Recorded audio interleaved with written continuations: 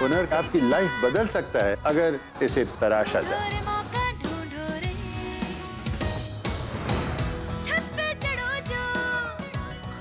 तो हुनरबाज तैयार हैं आप? Your time is up.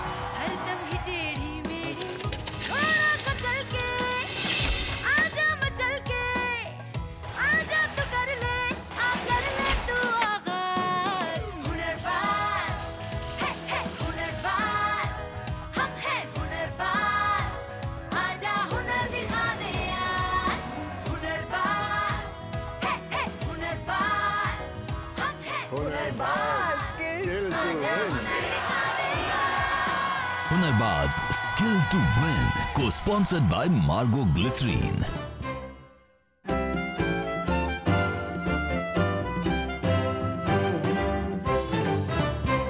Kabir का एक दोहा है सिद्धार्थ जी, धीरे धीरे रे मना धीरे सब कुछ होए, माली सींचे 100 घड़ा ऋतु आए फल होए। अरे वाह रेणुका जी, नई रूप में देख रहा हूँ आपको मैं। कबीर जी का दोहा है। इसका मतलब कोई भी काम या अचीवमेंट एकदम से हासिल नहीं होती, इसके लिए बरसों का परिश्रम और डेडिकेशन चाहिए होता है। करेक्ट। जैसे कि कोई भी स्किल या हुनर एकदम परफेक्ट नहीं होता, उस हुनर को बखूबी प्रैक्टिस किया जाता है और वक्त के साथ साथ वो मुकम्मल होता है। जी हाँ, ये बिल्कुल उस तरह है जैसे किसी बगीचे का बागबान या माली अपने बाग के हर पौधे, बेल, फल और फूल को भली भांति समझता है और उनको उसी तरह से पालता पोसता है जैसी उनकी फितरत है। ताज्जुब तो तब और होता है रेणुका जी, जब अनपढ़ सा लगने वाला वो माली फूलों और पेड़ों के बारे में ऐसी जानकारियां देता है जो किसी भी इंसाइक्लोपीडिया या विकिपीडिया में नहीं मिलेगा। जी हाँ, उदाहरण के तौर पे जंगल में रहने वाले आदिवासियों को ही ले लीजिए। वो लोग 250 से भी ज्यादा जड़ी बूटियों के बारे में जानते हैं जो औषधि के रूप में इस्तेमाल की जाती है। और इतना ही नहीं, लैंडस्केप आर्किटेक्चर एक ऐसा उभरता हुआ फील्ड है जहां ट्रेडिशनल विजडम को आज के परिवेश और नॉलेज में पिरोकर पर्यावरण, वातावरण और कल्चरल वैल्यू सिस्टम को नए अंदाज में पेश किया जाता है।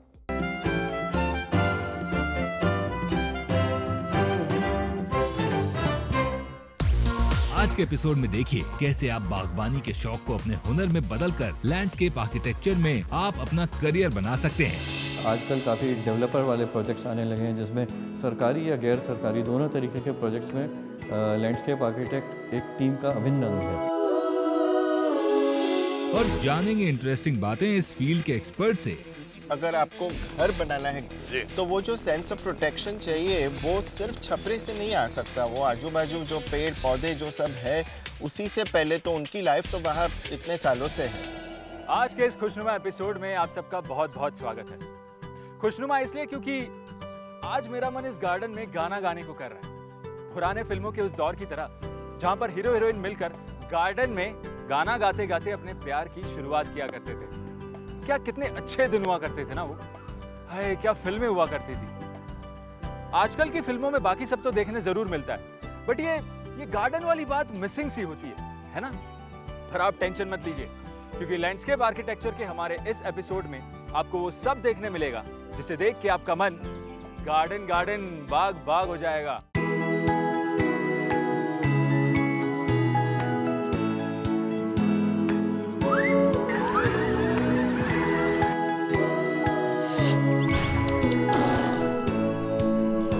शोर यूं ही परिंदों ने नहीं मचाया होगा, कोई जंगल की तरफ शहर से आया होगा। सही तो है, हमें आज परिंदे को देखने के लिए, उनको जानने के लिए बर्ड सेंचुरी जाना पड़ता है। कभी ये परिंदे हमारे आसपास ही रहते थे, पर अब लगता है मानो ये परिंदे, वो छोटी सी चिड़िया, रंग बिरंगी तितलियां और वो काला भंवरा आज किताबी बातें हो गए हैं। आज हर इंसान अपनी लाइफस्टाइल को अच्छा बनाने में लगा है। ये भी कह सकते हैं कि हम खुद को, अपने आप को दिन ब दिन नेचर से दूर कर रहे हैं। आज जरूरत है कि हम प्रकृति के साथ चलें और बाग बगीचे के महत्व को समझें। हिंदुस्तान के इतिहास में बाग महाभारत और रामायण के युग से ही जुड़े हुए हैं और उसके बाद मुगलों के राज में हिंदुस्तान में बाग बगीचे खूब फले फूले। आज ताजमहल का जिक्र होते ही हमारे दिमाग में आता है इसको बनाने वाले मुगल बादशाह शाहजहां और इसको बनाने वाले मजदूरों का। पर हम उन बागबानों को भूल जाते हैं जिनकी कड़ी मेहनत और हुनर से बने हैं ताजमहल के ये बगीचे, जो कि नेचर को ध्यान में रखते हुए बेहतरीन डिजाइन और सही प्लानिंग से बने लैंडस्केप आर्किटेक्चर का एक नायाब उदाहरण है। लैंडस्केप आर्किटेक्चर्स ये जनरली प्लानिंग, डिजाइनिंग और maintenance of parks, natural environment, natural habitats, gardens, resorts, इन सब एरियाज में लैंडस्केप आर्किटेक्चर्स एक्चुअली काम करते हैं। सिर्फ हिंदुस्तान ही नहीं बल्कि दुनिया के बहुत सारे देश ऐसे हैं जो अपने कल्चर को ध्यान में रखकर बनाए हुए गार्डन्स के लिए पूरी दुनिया में जाने जाते हैं, जैसे Chinese gardens, French gardens, Dutch, Greek, Italian, Korean, Persian, Spanish और जापानीज गार्डन्स। जिस तरह से आज भारत में ही नहीं बल्कि पूरी दुनिया के लोग एक बार फिर से लैंडस्केप आर्किटेक्ट और गार्डन्स के करीब आ रहे हैं, उसी तरह लैंडस्केप आर्किटेक्चर और गार्डनिंग भी सभी लोगों के लिए इस सेक्टर में रोजगार के नए अवसर बढ़ा रहा है। आज लैंडस्केप आर्किटेक्चर का काम एक लैंडस्केप आर्किटेक्ट को अच्छी इनकम के साथ साथ दिली सुकून भी देता है, क्योंकि उसका ये हुनर लोगों की आंखों को ठंडक देते हुए उनको हेल्दी भी रखता है। फिर चाहे वो अपने ऑफिस में मीटिंग कर रहे हो या किचन में खाना बना रहे हो या फिर घर की छत पर टहल रहे हो, वो लैंडस्केप आर्किटेक्ट्स के हुनर से तैयार हुए roof gardens, kitchen gardens, light gardens, feng shui gardens, cottage gardens की बदौलत लगातार नेचर के करीब रह सकते हैं। आजकल काफ़ी डेवलपर वाले प्रोजेक्ट्स आने लगे हैं जिसमें group housing societies, commercial projects हुए या रिटेल प्रोजेक्ट्स हुए, मॉल्स वगैरह आप बनते देखते हैं, या कोई मेमोरियल्स। तो सरकारी या गैर सरकारी दोनों तरीके के प्रोजेक्ट्स में लैंडस्केप आर्किटेक्ट एक टीम का अभिन्न अंग है। लैंडस्केप आर्किटेक्ट आज इंसानों और नेचर के बीच पुल का काम कर रहे हैं। उनका अगर हम काम देखें तो they have to also have an understanding कि प्लान्स कैसे हैं, एनवायरमेंटल कॉन्सेप्ट क्या है, और स्ट्रक्चरल चेंजेस किस तरह से किए जा सकते हैं, किस तरह से बिल्डिंग बांधे जा सकते हैं या डिज़ाइनिंग की जा सकती है, which will ensure aesthetic sense, which will ensure creativity, comforts, luxury और टेक्नोलॉजी और एनवायरनमेंट, इन सब को ध्यान में रखते हुए किस तरह से एक डिज़ाइन हो सकती है। That is the general work of a landscape architect. Landscape architect का काम क्या होता है ये तो हमें पता चल गया, पर इस फील्ड में एंटर करने के लिए आपको क्या करना होगा? 10वीं कक्षा के बाद 11वीं और 12वीं आपको साइंस करना है।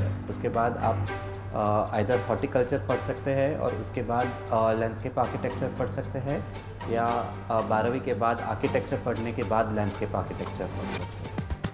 लैंडस्केप आर्किटेक्ट को बॉटनी का नॉलेज होना चाहिए, क्योंकि इसी से पता चलता है कि किस जगह कौन सा प्लांट लगा सकते हैं, क्योंकि हर शहर की मिट्टी की तासीर और वहाँ की आबो हवा अलग अलग होती है। ये जरूरी नहीं है कि इंग्लैंड में लगने वाला कोई खूबसूरत पेड़ या पौधा हिंदुस्तान में भी अपनी जड़ें जमा ले। उसी तरह ये भी जरूरी नहीं है कि दिल्ली में लगने वाला प्लांट मुंबई में भी ग्रो करे। इसके लिए जरूरी है उस प्लांट की पूरी जानकारी और साथ ही जहां इसको लगाना है वहां की मिट्टी के स्वभाव का सही पता। इसी वजह से बॉटनी से जुड़े लोग लैंडस्केप आर्किटेक्चर सेक्टर में जाकर अपनी करियर को आसानी से हरा भरा बना सकते हैं। जहां बॉटनी में आपको प्लांट्स और उससे जुड़े साइंस के बारे में सिखाया जाता है, वहीं हॉर्टिकल्चर में आपको प्रैक्टिकल एग्जीक्यूशन का नॉलेज दिया जाता है।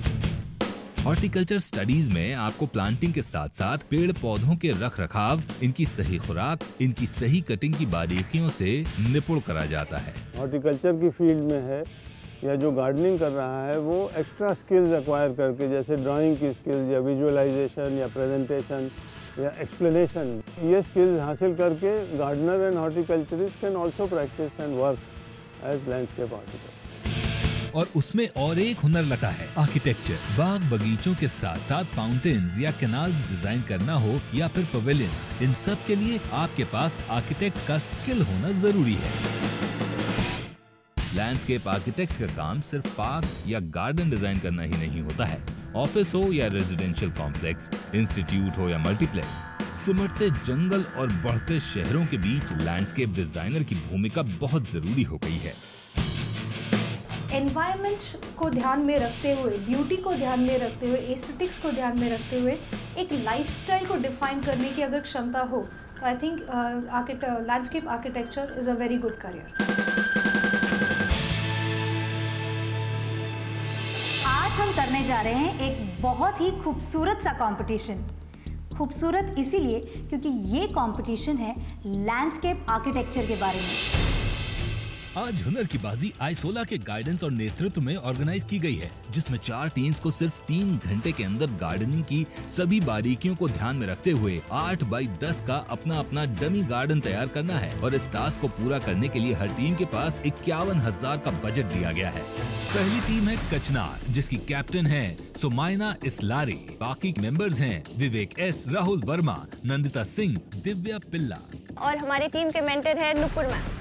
इनकी थीम है प्रकृति, बिकॉज ये सोचते हैं कि हम लैंडस्केप आर्किटेक्ट्स होते हुए प्रकृति के भाग हैं। ये जगह ऐसी है जहाँ सुबह धूप आती है पर दोपहर और शाम को छांव रहता है, तो हम शेड लविंग पौधे यूज करेंगे। ये जगह पहले से ही सुंदर है पर हम इसकी सुंदरता और भी बढ़ाएंगे और हमें ये यकीन है कि हम ही जीतेंगे। हम हैं असली हुनरबाज। दूसरी टीम है शीशम। इस टीम के कैप्टन हैं आनंद गोपाल और उनके टीम मेंबर्स हैं अमलन कौशिक, वेंकटा लक्ष्मी, शिनाना और सोना सुरेश। हमारे मेंटर है mister Shri Nayak.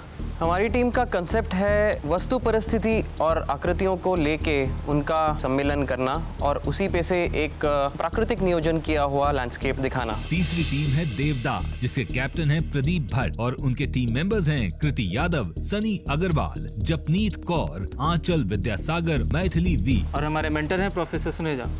Well, I think we have selected the design. हमने ऐसा डिजाइन सिलेक्ट किया है जहां बैकग्राउंड में स्कल्पचर है और जिसकी लाइंस को एक्सटेंड करते हुए हम इस तरह का डिजाइन बनाएंगे कि सिटिंग एरिया हमारे लेफ्ट में होगा और राइट में स्कल्पचर। हमारा जो थीम है वो है प्रकृति में समाई प्रक्षेपण और प्रतिबिंब की माया। हमें पूरा भरोसा है कि हम ही जीतेंगे। और चौथी टीम है अमलतास, जिसकी जिम्मेदारी है कैप्टन जयेश खैरे और उनके टीम मेंबर्स स्वेतिका पोरवाल, चित्रे शिंदे, सोनू कुमार, नमिता एससी, हिरणमयी दीक्षित के कंधों पर। हमारे मेंटर है professor doctor Romil Mehta sir. इन्होंने ये कंसिडर किया है कि साइट के अंदर पार्टली धूप हो और पार्टली शेड हो और ये कंसिडर किया है कि जिस साइड से धूप आ रही है, जो हम अपनी सीटिंग वगैरह के लिए हमारे पास यहाँ पे अपॉर्चुनिटी है कि हम दूसरी साइड फेस कर सकें। दूसरा, इस साइड के ऊपर इन्हें पूरा व्यू मिल रहा है और जो कई साइड पे ब्लैंक वॉल्स थी वो अपने आप हाइड हो जाएंगी। तो टीम से तो हम मिल चुके हैं। अब इनका पहला स्टेप है पेपर वर्क। इनके जो भी आइडियाज़ है, जो भी प्लानिंग है, जो भी स्ट्रैटेजी है, इसको पहले ये पेपर पे उतारेंगे और फिर जाएंगे ऑक्शन के लिए। तो चलिए देखते हैं। चारों टीम्स अपनी अपनी प्लानिंग के मुताबिक डमी गार्डन का लेआउट बनाने में जुट गई हैं। अरे वाह! टीम देवदार के कैप्टन अरिजीत ने तो अपने डमी गार्डन का नक्शा पेपर पे ही बहुत कलरफुल बनाया है, पर असली हुनरबाज वही साबित होगा जो अपने डिजाइन को पेपर से निकालकर गार्डन पर ले आए। इनको तो देखकर लग रहा है कि ये दिए हुए बजट का इस्तेमाल सही तरीके से कैसे करें, इसकी प्लानिंग कर रही हैं, जो कि सही में किसी भी काम करने से पहले बहुत जरूरी होती है। ये हमारे कंपटीशन के जजेस हैं मिस्टर सचिन जैन और Savita Punde. Welcome to the show. Sachin ji, हमें बताइए कि इस कंपटीशन में ये जो ऑक्शन है इसमें एग्जैक्टली क्या होने वाला है? इस खेल को एक इंटरेस्टिंग बनाने के लिए हमने ऑक्शन का फॉर्मेट रखा है। आपने देखा ही होगा, अभी प्लानिंग करके इन सब ग्रुप्स ने अपने लिए एक प्लांट्स की लिस्ट बनाई है। तो उसमें कुछ ऐसे भी पौधे हैं जो कि एक से ज़्यादा ग्रुप को चाहिए, तो उनको जो देखने के लिए कि कौन उसको अल्टीमेटली पा पाता है, उसके लिए हमने ऑक्शन प्रपोज किया है। मैं तो बहुत एक्साइटेड हूँ ये देखने के लिए कि ऑक्शन का प्रोसेस कैसा होता है। चलिए देखते हैं। सभी टीम्स ने अपने डिजाइन और बजट को ध्यान में रखते हुए जिस प्लांट की लिस्ट बनाई थी उसे सबमिट करना शुरू कर दिया है। जहां जजेस बहुत ही बारीकी से सभी टीम्स की डिमांड लिस्ट को चेक कर रहे हैं, वहीं दूसरी तरफ सभी टीम मेंबर्स शायद यही प्रार्थना कर रहे हैं कि उनके मांगे हुए सभी प्लान्स उनको मिल जाएं। ये ऑक्शन हुनर की बाजी में एक नया मोड़ लाने वाला है। हमने अपना एनालिसिस पूरा कर लिया है और इसमें each team was given a budget of 51,000 और उसमें अब ये देखा कि कुछ ऐसे प्लांट्स हैं जिनके लिए कई टीम्स ने बिड कर दिया है, तो उसके लिए अब ऑक्शन प्रोसेस किया जाएगा। मैक्सिमम बजट जो बचा है वो अमलतास टीम पे बचा है 34,000 और द मिनिमम इज विद शीशम 6,000 और 10,000 है कचनार एंड देवदार है 31,000। ऑक्शन की घंटी के साथ टीम मेंबर्स की धड़कनें भी बढ़ती जा रही हैं, क्योंकि इन्हें मनपसंद पौधे को खरीदना भी होगा और वो भी विरोधी टीम की बोली से ऊंची बोली लगाकर। पहली आइटम जो बिड पर है वो है strelitzia reginae bird of paradise, base price 4,000।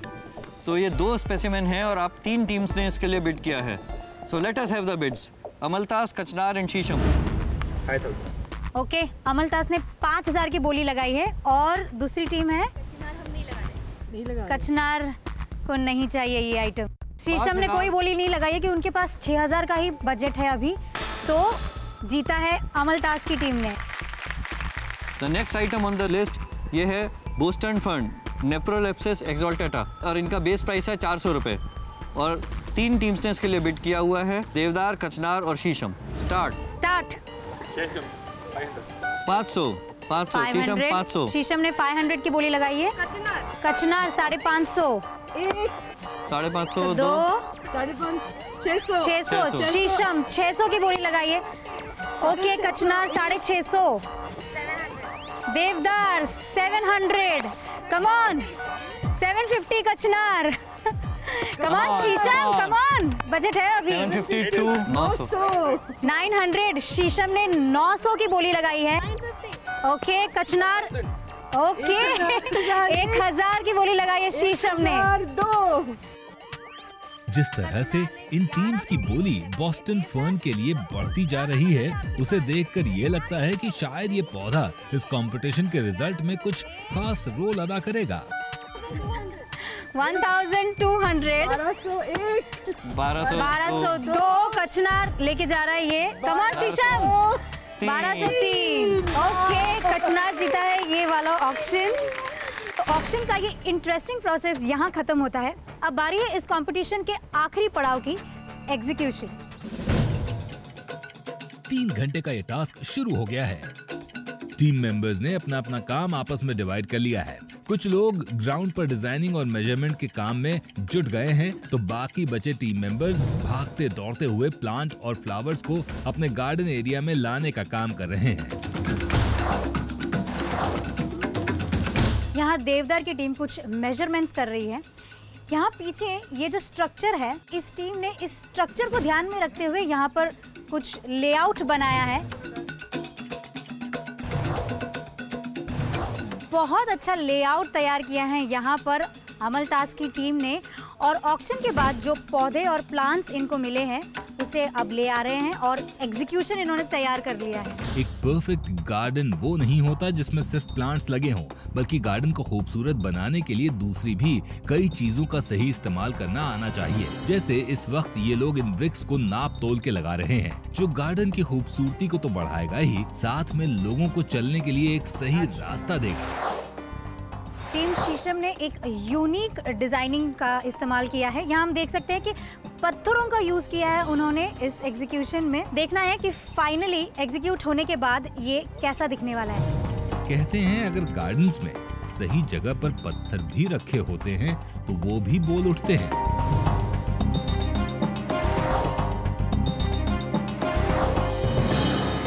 ये कचनार टीम है और जैसा कि हम देख सकते हैं कि ये बहुत फास्ट और बहुत अच्छा काम कर रही है, और वैसे भी बहुत फास्ट काम करने की जरूरत है क्योंकि हमारे पास सिर्फ 30 मिनट का समय बाकी है। अब पार्टिसिपेंट्स की काम करने की चाल को देखकर ऐसा लग रहा है ये समय को भी पीछे छोड़ देंगे, पर ध्यान रखना होगा कि पीछे समय को नहीं बल्कि सामने वाली टीम्स को करना है। तेजी से हाथ से फिसलते हुए वक्त की चिंता वैसे तो सभी टीम्स को है, पर आखिरी कुछ सेकंड्स में सभी टीम्स ने अपने अपने गार्डन को पूरा कर ही लिया है।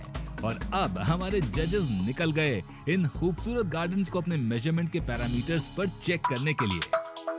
The way it is looking, it seems to be quite nice. Yeah, overall the lines nice. of the composition are nice. इनका इंस्पिरेशन ऐसे लग रहा है कि ये स्कल्पचर से लिया गया है। हाँ। उसी की लाइंस इन्होंने आगे खींची हैं और बहुत खूबसूरती से इन्होंने कलर्ड ग्रेवल के जरिए एक्सप्रेस करे हैं ट्रायंगल्स। मुझे ऐसे लग रहा है कि बहुत रिलैक्स एटमॉस्फेयर करने की भी शायद कोशिश करी जा रही है। इन्होंने पेड़ों की जो ब्रांचिंग पैटर्न है वो उन्होंने रिफ्लेक्ट करी है नीचे, और उसकी जो वीव है वो बहुत खूबसूरती से इन्होंने ग्रेवल के जरिए दिखाया है इसके ऊपर। तो ये मुझे जहाँ तक लग रहा है कि इन्होंने इनका कॉन्सेप्ट शायद होगा ट्रीज का सेलिब्रेशन करना एक तरीके से। जिस तरह से सभी टीम्स ने इस खाली ग्राउंड को अपनी मेहनत से सुंदर बगीचों में बदल दिया है, वैसे ही जजेस की शाम रात में बदल गई है इनका निरीक्षण करते करते। तो शाम ढल चुकी है और लाइट जल चुकी है, और यहाँ है हम टीम शीशम के काम के पास, और सुना है कि लाइट के जलने के साथ इनका काम और भी ज्यादा निखर के आता है। ये जो ग्रुप है इनका ऑलमोस्ट 80% बजट उन्होंने पौधों के ऊपर लगा दिया था।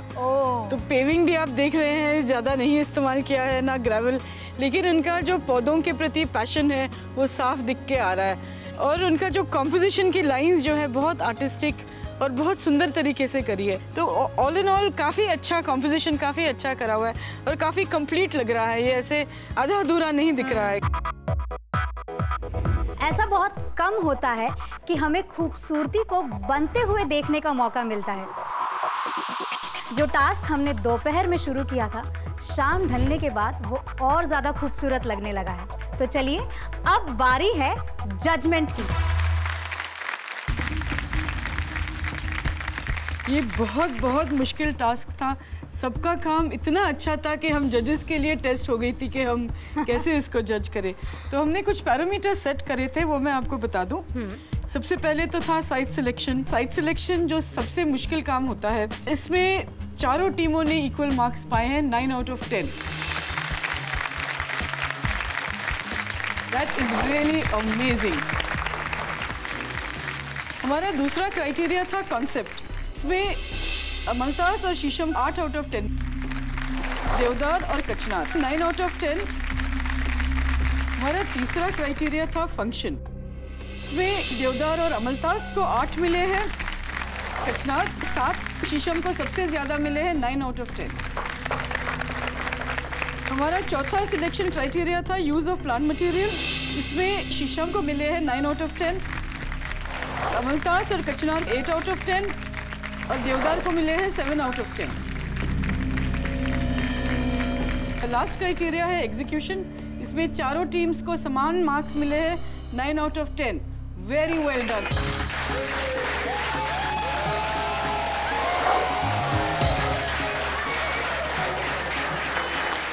आज के हमारे सबसे बड़े हुनरबाज हैं टीम शीशम।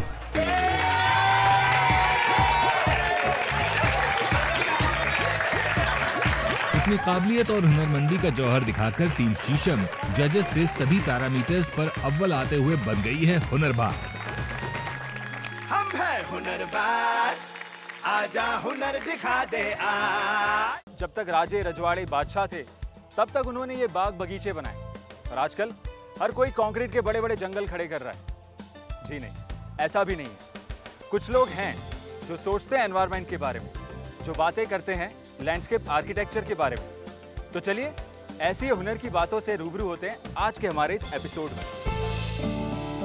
नेचर का मिलन जब किसी हुनरमंद आर्किटेक्ट से होता है तो हमें मिलता है एक नायाब लैंडस्केप आर्किटेक्चर। ठीक ऐसा ही हसीन रिश्ता है पिनाकिन और हीमा पटेल का, जहां पिनाकिन एक मशहूर आर्किटेक्ट और डिजाइनर हैं, वहीं उनकी वाइफ हीमा जी एक काबिल हॉर्टिकल्चरिस्ट और लैंडस्केपर हैं।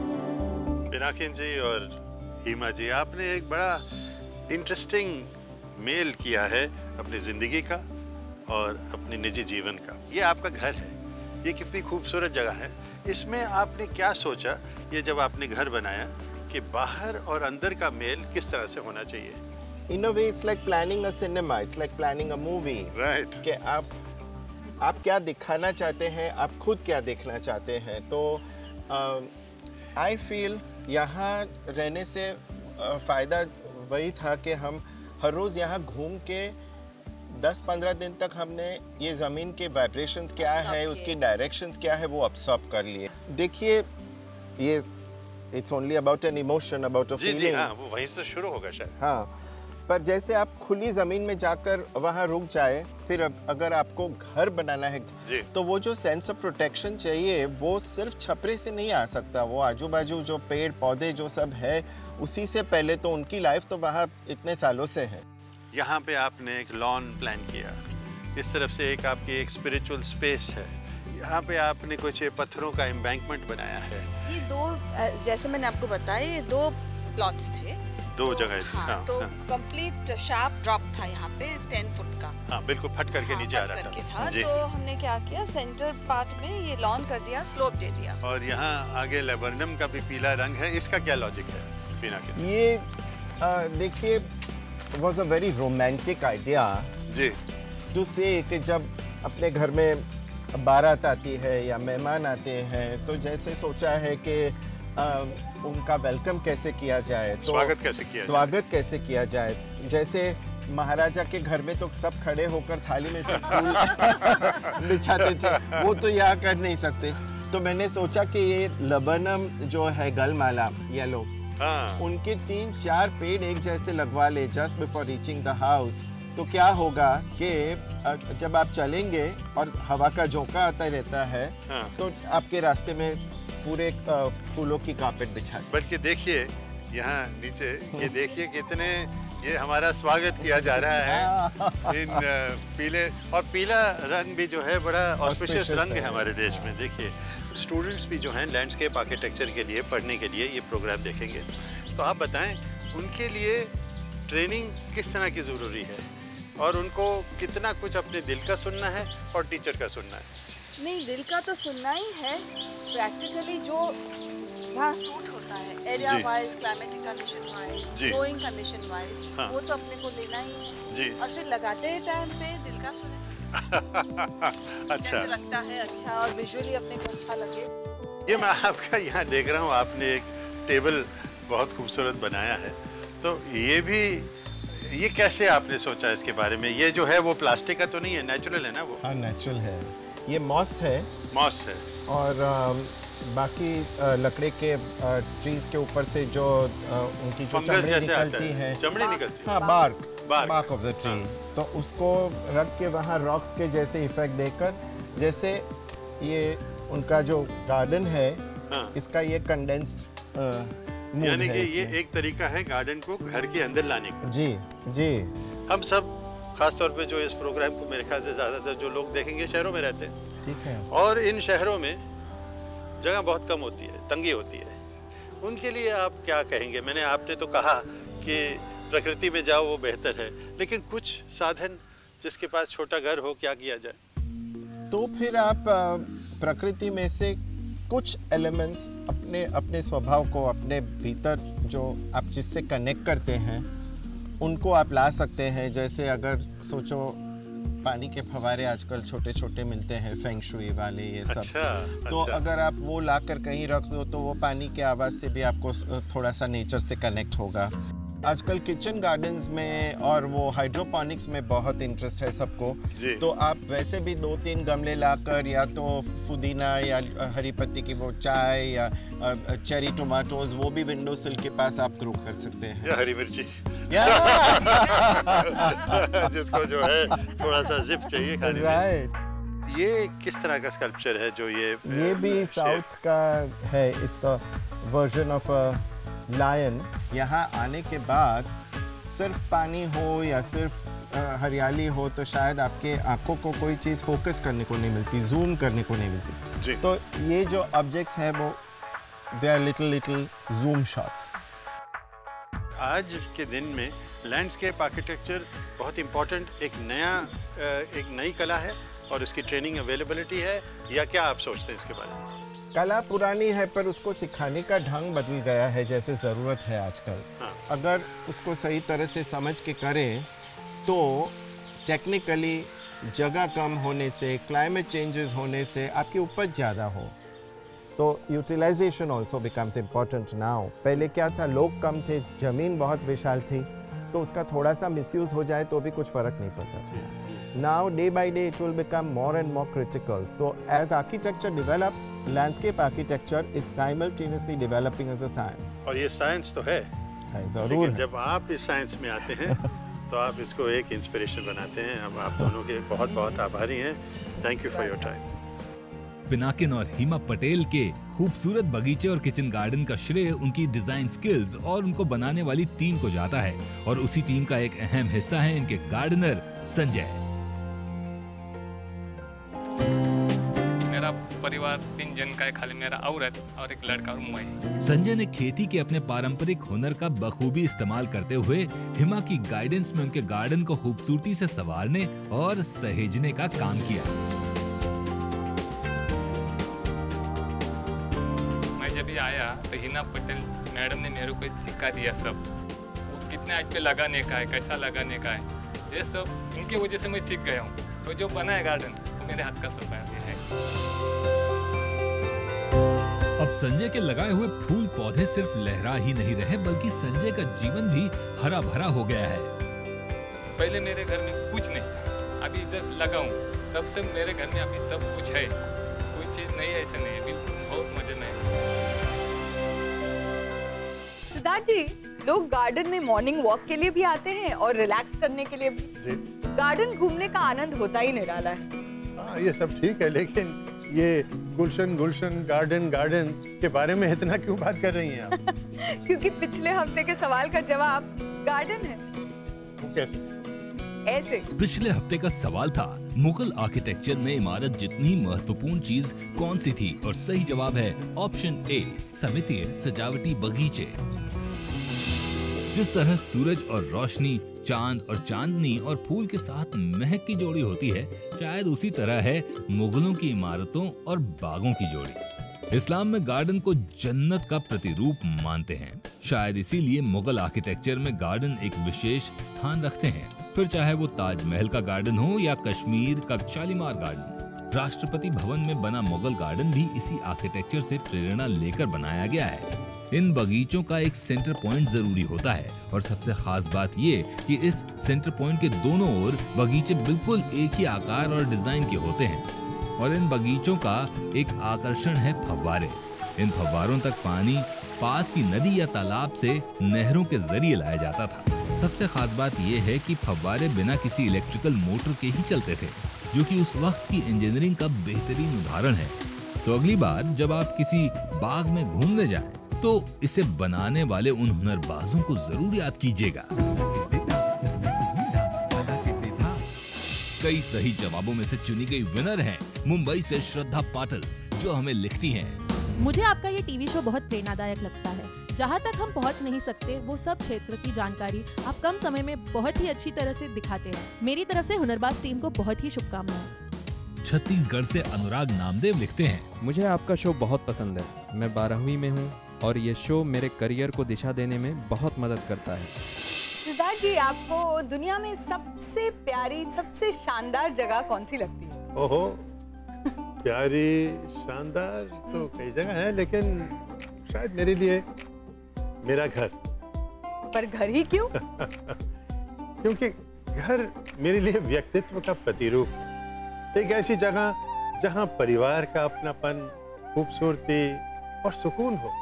हाँ, लेकिन उस सुकून से पहले आप तो जानते ही हैं कि कितने सारे हुनरमंदों की मेहनत और मटेरियल लगता है, तभी तो जाके घर बनता है। बिल्कुल सही। सीमेंट, ब्रिक्स, पत्थर, कितनी बातों का ख्याल रखना पड़ता है, और इन सब को मिलाकर एक खूबसूरत आकार देना, ये सबसे बड़ा हुनर है। बिल्कुल सही कहा। दुनिया में बिल्डिंग बनने में उपयोग होने वाला सबसे कॉमन मटेरियल कौन सा है?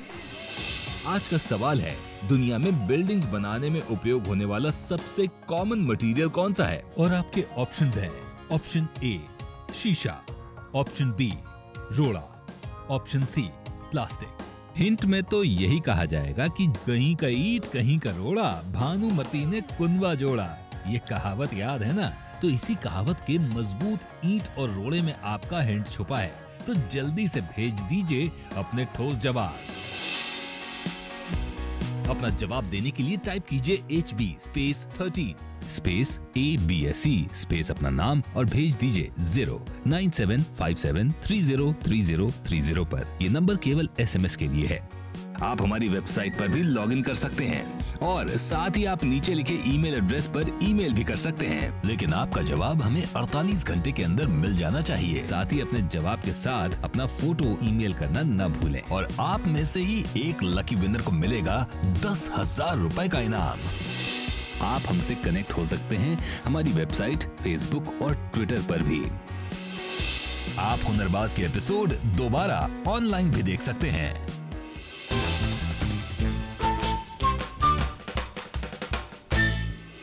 हुनर संबंधित जानकारी के लिए 08800055555 पर मिस्ड कॉल दे सकते हैं। NSDC आपको वापस कॉल करके आपकी क्वेरी का जवाब देगा और साथ ही कोर्सेज संबंधित जानकारी भी देगा, क्योंकि हुनर है तो कदर है। क्या बात है ना? भाई बाग बगीचों के बारे में इतनी सारी बातें जानकर अब मेरा भी मन कर रहा है कि क्यों ना अपने घर की छत पर एक ब्यूटीफुल सा गार्डन बना लो।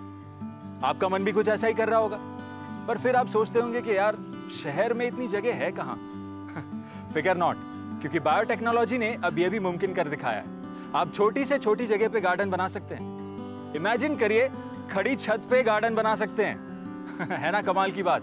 जी हाँ, ऑल थैंक्स टू बायोटेक्नोलॉजी। उसने हमें नेचर के और भी करीब ला दिया है। बायोटेक ने नेचर से नजर मोड़ के हमारी जिंदगी की तरफ ध्यान दिया तो कमाल के इनोवेशंस और टेक्नोलॉजीज को हम तक पहुंचाया।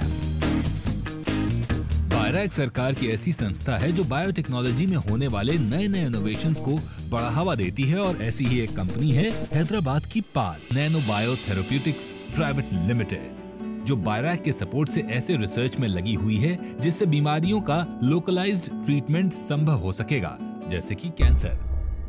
कन्वेंशनल कीमोथेरेपी में एक पेशेंट हॉस्पिटल जाता है, उसको एक ड्रग फॉर्मुलेशन उसके बॉडी में इंजेक्ट करते हैं, फिर उसको रेडिएशन से उसको एक्सपोज किया जाता है, तो उसकी पूरी बॉडी में साइड इफेक्ट हो रहे हैं। जबकि एक आपका जो ट्यूमर है वो लीवर में ही लोकेटेड है, तो उससे क्या होता है कि उसको बहुत सारे side effects, appetite loss, hair loss, immunity loss, so many things. Side effect से आप सिर्फ कमजोर ही नहीं होते, बल्कि आपकी बॉडी को रिकवर होने के लिए भी वक्त लगता है। कैंसर के ट्रीटमेंट में दवा की डोज काफी ज्यादा देनी पड़ती है, क्योंकि बॉडी दवा को जल्दी ही फ्लश आउट कर देती है। नैनो पार्टिकल्स का यूज करके PAHL ऐसी टेक्नोलॉजी बना रहा है जिससे दवा बॉडी में देर तक रह सकती है और जिससे दवा की डोज कम हो जाएगी और उसकी वजह से होने वाले साइड इफेक्ट्स भी। ये हम थेरेपी उसी ड्रग को लेके यूज़ करना चाहते हैं जो ऑलरेडी मार्केट में है, जो कि चीप हैं, जो कि डर्टी हैं। हम उसी ड्रग को लेके ये टेक्नोलॉजी को आगे बढ़ाना चाहते हैं ताकि जो इंडिया की मास पॉपुलेशन है वो इससे बेनिफिट हो सके। बहुत ही कम प्राइस में ये टेक्नोलॉजी हम मार्केट में लाना चाहते हैं। बायरैक ने अपने सपोर्ट से देश भर में बायोटेक्नोलॉजी में होने वाले इनोवेशंस को नई गति और दिशा दी है। आज के इस एपिसोड ने हमें नेचर के और भी करीब ला दिया है, क्योंकि जो मजा गार्डन में खेलने कूदने का है, टहलने का है, घूमने का है, वो कंक्रीट की 4 दीवारों में कहाँ है ना? तो चलिए मिलते हैं अगले हफ्ते इसी चैनल पर। तब तक के लिए खुश रहिए, खिलखिलाते रहिए, अपना भी ख्याल रखिए और साथ साथ नेचर का भी। Bye bye.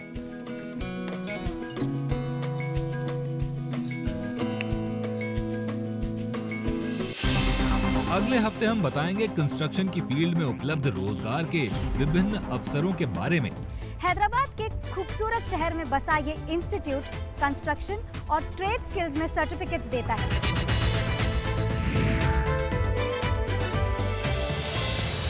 और देखिए कौन होगा वो हुनरबाज जिसका दमखम लाएगा रंग हुनर की बाजी में।